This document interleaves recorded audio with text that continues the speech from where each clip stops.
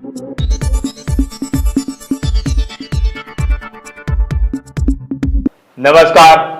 જોહાર. હું છું son of આદિવાસી અને આજે વાત કરીશું આપણે તાપી જિલ્લાના સાતકાશી ગામની. તાપી જિલ્લાનું સાતકાશી ગામ બોર્ડર વિસ્તારનું ગામ છે, ડુબાણ વિસ્તારનું ગામ છે, વિસ્થાપિતોનું ગામ છે. ઘણા વખતથી એક પ્રશ્ન ચાલી આવ્યો છે સોલાર પાવર પ્રોજેક્ટ પ્લાનનો. જે સોલાર પાવર પ્રોજેક્ટ પ્લાન જે છે એના માટે અગાઉ પણ આદિવાસી આગેવાન, ધારાસભ્ય અનંત પટેલ, ચેતર વસાવા જેવા આદિવાસી આગેવાનો ત્યાં મીટિંગ કરી ચૂક્યા છે અને એમણે ત્યાંના લોકોને આશ્વાસન આપ્યું છે કે અમે તમને ફરી પાછા વિસ્થાપિત ન થવા દઈએ. કારણ કે સાતકાશી ગામના જે ગામ વિસ્થાપિતો થવાના છે એ અગાઉ પણ ઉકાઈ ડેમમાં વિસ્થાપિતો થઈ ચૂક્યા છે અને ફરી પાછું એમણે એ જ દુઃખ વર્ષો બાદ વેઠવાનું આવી રહ્યું છે. એટલે આ વિસ્તારના લોકો વિસ્થાપિત થવા નથી માંગતા. એમને જે જમીન મળી છે જમીન ફરી પાછી સરકારને આપવા નથી માંગતા અને એમણે આ પ્રોજેક્ટનો બહિષ્કાર કર્યો છે, પ્રોજેક્ટનો વિરોધ કર્યો છે. પણ અચાનક જ આજે સવારના પોલીસ કાફલા સાથે પાવર પ્રોજેક્ટના અધિકારીઓ માપણી કરવા પહોંચી ગયા. સાતકાશી ગામની ઘટનામાં શું થયું છે? ઘટનામાં શૈલેષભાઈ હું જણાવીશ કે છેલ્લા ઘણા મહિનાઓથી એક ચર્ચા ચાલી રહી હતી કે ભાઈ જળાશય, ઉકાઈ જળાશય પર સોલાર પ્રોજેક્ટ આવવાનો છે, જેનો વિરોધ ઘણા સમયથી આદિવાસી સમાજ આસપાસના ગામના લોકો કરી રહ્યા હતા. આજે હું આપને દ્રશ્યો બતાવીશ. ઘણી મોટી સંખ્યામાં આસપાસના ગામના લોકોને જ્યારે ખબર પડી કે એક સર્વેની તજવીજ હાથ ધરાઈ છે સરકાર તરફથી, ત્યારે ખૂબ મોટી સંખ્યામાં જનમેદની અહીંયા ઉમટી આગેવાન લોકો જોડાયા. ગઈકાલે જ હજી તો આગેવાન લોકોએ આવેદન પત્ર કલેક્ટરશ્રીને આપ્યું હતું જિલ્લા સેવા સદન ખાતે. અને આજે સર્વેની કામગીરી જ્યારે હાથ ધરવામાં આવી, સાતકાશી ગામે સ્થળ પર અધિકારીઓ જ્યારે પહોંચ્યા ત્યારે જેમ જેમ ખબર પડી એમ ધીમે ધીમે આદિવાસી સમાજના લોકો જે અસરગ્રસ્ત થવાના છે એવું લાગી રહ્યું છે કે અમારી જમીન કે અમારા જળાશયો, અમારી રોજીરોટી છીનવાય, એવા લોકો ખૂબ મોટી સંખ્યામાં અહીંયા પહોંચ્યા. શૈલેષભાઈ, આજે પાવર પ્લાન્ટ છે કે શું છે?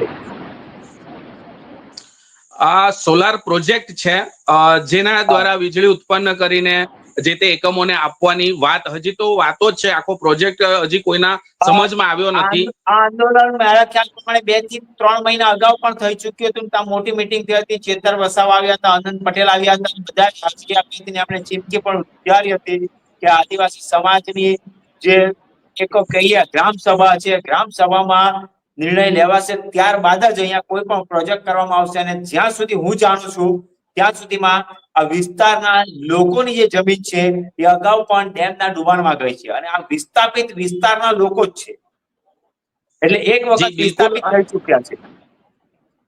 જી બિલકુલ. અને ત્યારે જ્યારે આપ જણાવી રહ્યા છો ચેતરભાઈ વસાવા, આનંદભાઈ પટેલને જ્યારે ભેગા થયા હતા ત્યારે એમણે કહ્યું હતું કે સૌથી મોટી ગ્રામ સભા, અને ગઈકાલે પણ આ જ મુદ્દે માજી તાલુકા પ્રમુખ અને બીજા ઘણા બધા આગેવાનો કલેક્ટરશ્રીને આવેદન આપવા ગયા હતા કે ગ્રામ સભાના ઠરાવ સાથે અમને ઠરાવ બતાવો, એવા કોઈ ઠરાવ કરો અને એના પછી જે પણ કામગીરી આગળ ધપાવો. પણ ઇનડાયરેક્ટલી આ લોકો ત્યાં પહોંચી ગયા અધિકારીઓ, અને સર્વેની કામગીરી જ્યારે હાથ ધરવામાં આવી તો ગ્રામજનો બિલકુલ રોષ સાથે રોષ વ્યક્ત કરીને ત્યાં ભેગા થયા કે કોઈ જાણકારી વગર આ લોકો કઈ રીતે આવ્યા એમની જમીન પર. જી શૈલેષભાઈ, આજે જે ઘટના થઈ એમાં એવા પણ દ્રશ્યો આવ્યા છે કે ટીયર ગેસ પોલીસે છોડવા પડ્યા અને આગેવાનો અને જ્યાં યુસુફ ગામિત છે એમના એક નિવેદન હતું એમને કે ભાઈ ટીયર ગેસ છોડવામાં આવ્યા પણ પબ્લિક શાંત બેઠું હતું, આદિવાસી પ્રજા શાંત બેઠી હતી, આંદોલનકારીઓ શાંત બેઠા હતા, ત્યારે અચાનક જ પોલીસ દ્વારા ટીયર ગેસ છોડી દેવામાં આવ્યા અને પબ્લિક અને ટોળાને ઉશ્કેરણીજનક કાર્ય કર્યા એવા પણ આક્ષેપ લગાવ્યા છે. શું કહેશો એના માટે? જી બિલકુલ.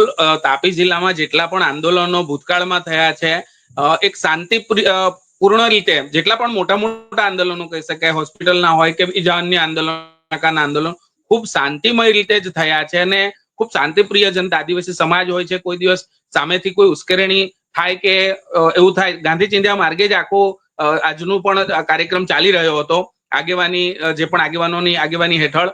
પણ અચાનક જ થોડાક અંતરે દૂર જઈને પોલીસે જે ટીયર ગેસ છોડ્યા એના ફૂટેજ પણ મળ્યા છે, એના દ્રશ્યો પણ કેમેરામાં કેદ થયા છે.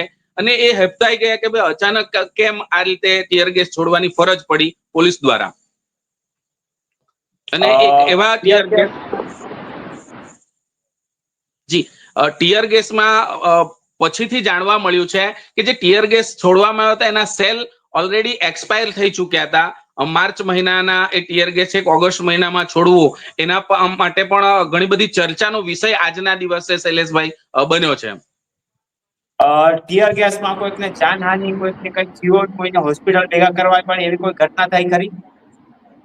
ના, આંખોમાં બળતરાની ફરિયાદ અને પોતે જે આગેવાનો ત્યાં હતા એમને છેક સુધી આંખમાં બળતરા રહી. એક યુવાન હતો એને ચક્કર આવી ગયા. એવી નાની મોટી ફરિયાદો આવી, કોઈ ગંભીર ઈજા હજી સુધી થઈ નથી. વધુમાં એક જે ત્યાંના પીઆઈ છે ચૌહાણ સાહેબ કે શું એમનું નામ છે, તો એમને પણ કઈ ગંભીર ઈજા થઈ, એમને પણ ઘર્ષણમાં કઈક વાગ્યું છે એવી પણ ઘટના સામે આવી છે. સાચી વાત છે? હજી લોકમુખે ચર્ચાયું છે. હજી સુધી એવા દ્રશ્યો કે એવો કોઈ વિડીયો ફૂટેજ મળ્યો નથી, પણ ત્યાંના જે લોકો હતા સ્થાનિક એમના દ્વારા જાણવા મળ્યું કે સોનગઢ ના જે પોલીસ ઇન્સ્પેક્ટર શ્રી છે ચૌહાણ સાહેબ, એમને પણ નાની મોટી ઈજા આ ઘસરણમાં થઈ છે એવું જાણવા મળ્યું છે શૈલેષભાઈ. બરાબર છે. જે અત્યારે આજેનું આંદોલન છે એમાં કોઈ પોલીસ કેસના બનાવ કે પોલીસે કોઈ ગુનો નોંધ્યો હોય, કાયદેસરની કાર્યવાહી કરી એવું કોઈ ઘટના અત્યાર સુધી સામે આવી છે કે પછી હજુ સુધી કોઈ બનાવ નોંધ્યો નથી? મોડે સુધી જ્યાર સુધી આગેવાનોએ મીડિયાને બોલાવીને જ્યારે નિવેદનો આપ્યા છે ત્યાં સુધી તો કોઈ એવો બનાવ બન્યો નથી. પણ ત્યાર પછી સંભળાઈ રહ્યું છે, એવી ચર્ચા ચાલી રહી છે કે ભાઈ એમની પર કોઈ પોલીસ ફરિયાદ થશે અને ગંભીર કલમો પણ ઉમેરવામાં આવશે કે અને છેક એવી વાતો પણ થઈ કે પોલીસ પર પથ્થર આ જનતા દ્વારા કરવામાં આવ્યો છે, એના આધારે આગેવાનોની ધરપકડ થઈ શકે છે એવી ચર્ચા છે. હજી સુધી કોઈ એવો બનાવ બન્યો નથી. મારું નામ યુસુફ ગામિત છે. હું સોનગઢ તાલુકા પંચાયતનો માજી પ્રમુખ છું. આજે ઉકાઈ જળાશય પાસે વિસ્થાપિત થયેલા ગામોમાં પોલીસને લઈને થર્મલ પાવર સ્ટેશનના અધિકારીઓ સર્વે માટે પહોંચ્યા હતા. અમે કાલે જ કલેક્ટરશ્રીને આવેદનપત્ર આપીને રજૂઆત કરી હતી. અમારા વિસ્તારના લોકોને આ જમીન શેના માટે લાવવાના છો, આ પ્રોજેક્ટ શા માટે લાવવાના છો, તમે કેટલી જમીન લેવાના છો એની કંઈ ખબર નથી. એટલે તમે પૈસા એક પ્રમાણે પહેલાં તમે ગ્રામ સભા બોલાવો અને એના પછી તમે માપણી કરવા માટે અમારા વિસ્તારોમાં આવજો. કારણ કે અમે વિસ્થાપિત થઈને કંટાળી ચૂક્યા છે અને એ સમયમાં જ્યારે અમે કલેક્ટરશ્રીને વિનંતી કરી છતાં પણ આજે પોલીસ કાફલા સાથે માપણી કરવા માટે આવ્યા અને અમે કલેક્ટરશ્રીને પણ કાલે કહીને જ આવ્યા હતા કે અમારા વિસ્તારમાં આ માપણીવાળાના વિરોધમાં ઘણો આક્રોશ છે, એટલે તમે ગ્રામસભા કરીને પછી તમે આવો. પરંતુ આજે જ્યારે પોલીસ સાથે થર્મલ પાવર સ્ટેશનના અધિકારીઓ અને માપણી કરવા માટે આવ્યા ત્યારે અમારી એક જ માંગણી હતી કે અમે કલેક્ટરશ્રીને કાલે રજૂઆત કરી છે, તમે પહેલાં પૈસા એક પ્રમાણે ગ્રામસભા બોલાવો, એના પછી તમે માપણી કરવા માટે આવો. કારણ કે અમે કેટલી વાર વિસ્થાપિત થઈએ, અમે શાંતિપૂર્ણ રીતે પોલીસના અધિકારીઓ અને થર્મલના અધિકારીઓ સાથે વાત કરતા હતા, પરંતુ અચાનક ખબર નહીં કયા અધિકારીએ શું કીધું, 15 જેટલા રાઉન્ડ અમારા પણ ટીયર ગેસ છોડવામાં આવ્યા છે અને એ પણ એક્સપાયરી ડેટવાળા હતા. અમારામાં જે આંદોલનકારીઓ હતા એમાં 2-3 જણા બેભાન પણ થયા હતા, પરંતુ પાણી પીવડાથી તેઓ સાજા થયા. આ આદિવાસી વિરોધી માનસિકતાવાળા લોકો આદિવાસીઓને અમારા જળ જંગલ જમીનથી દૂર કરવા માગે છે અને અમે પહેલેથી જ કીધું છે કે ઘણી વાર અમારી પાસે જમીન લીધું છે, સ્ટેચ્યુ ઓફ યુનિટીમાંથી અમારા લોકોને કાઢી મૂક્યા છે, પણ હવે અમે વિસ્થાપિત થવાના નથી. જાન આપીશું પણ અમારી જમીન આપવાના નથી. ગામના લોકો ત્યાં બેઠા હતા અને અચાનક જ ટીયર ગેસના સેલ છૂટ્યા. ટીયર ગેસના સેલ છૂટ્યા, પબ્લિક વિખેરાયું. પોલીસનો આક્ષેપ છે કે પબ્લિકમાંથી, આંદોલનકારીઓમાંથી પથ્થર ફેંકીને હુમલો કરવામાં આવ્યો એટલે ટીયર ગેસ છોડવા પડ્યા. પણ આદિવાસી આંદોલનકારી નેતાઓ અને આગેવાનોનું કહેવું છે કે અત્યાર સુધીમાં કેટલાય આંદોલન કર્યા છે પણ કોઈ પણ આંદોલનમાં હથિયાર આદિવાસી વિસ્તારના લોકોએ નથી ઉઠાવ્યા. અને પોલીસે ટીયર ગેસ છોડ્યા, પણ પોલીસના ટીયર ગેસને એક યુવાને પણ પડકાર આપી દીધો અને એક ટીયર ગેસ ઉચકી અને યુવાને કહ્યું છે કે આ ટીયર ગેસ જે છે એ એક્સપાયરી ડેટના ટીયર ગેસ છે અને એક્સપાયરી ડેટના ટીયર ગેસ છોડવામાં આવ્યા છે. આદિવાસી આગેવાનોએ એમ પણ કહી દીધું છે કે આ ટીયર ગેસ થી કેટલું એ નુકસાન થાય છે ત્યાં આંદોલનકારીઓની આંખોની પણ નુકસાન થઈ શકે છે, એમના સ્વાસ્થ્ય સાથે પણ નુકસાન થઈ શકે છે, એ બેભાન પણ થઈ શકે છે અને એમને જીવના પણ જોખમ થઈ શકે છે આ એક્સપાયરી ડેટના ટીયર ગેસથી. પોલીસે કેમ એક્સપાયરી ડેટના ટીયર ગેસ છોડ્યા એ પણ મોટો પ્રશ્નાર્થ ચિહ્ન છે. શું પોલીસ આદિવાસી વિસ્તારના લોકોને અભણ સમજે છે કે એમને વાંચતા નહીં આવડતું હશે કે ટીયર ગેસ કોઈ પણ છોડી દઈએ એક્સપાયરી ડેટનું હોય કે પછી કોઈ પણ એવું સમજીને કે પછી પોલીસને જ ખબર નથી કે આ ટીયર ગેસની વેલિડિટી પતી ગઈ છે.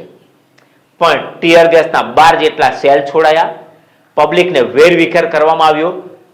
જાણકારી પાસેથી સૂત્ર મળ્યા મુજબ લોકોએ એમ પણ કહ્યું છે, પોલીસનો આક્ષેપ છે કે પથ્થરમારો કરવાથી એક પોલીસ ઇન્સ્પેક્ટર ઘાયલ પણ થયા છે, એવી પણ બાતમી મળી રહી છે, પણ હજુ ચોક્કસ પુષ્ટિ થઈ નથી રહી.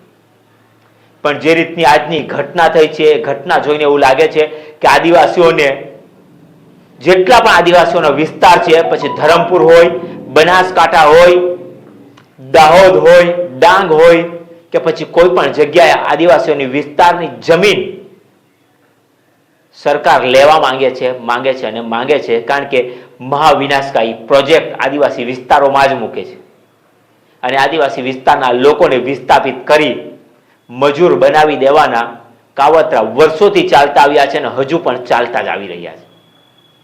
પણ હવે સાતકાસી ગામમાં જે સોલર પાવર પ્રોજેક્ટ પ્લાન જે છે એને વિરોધ થઈ રહ્યો છે.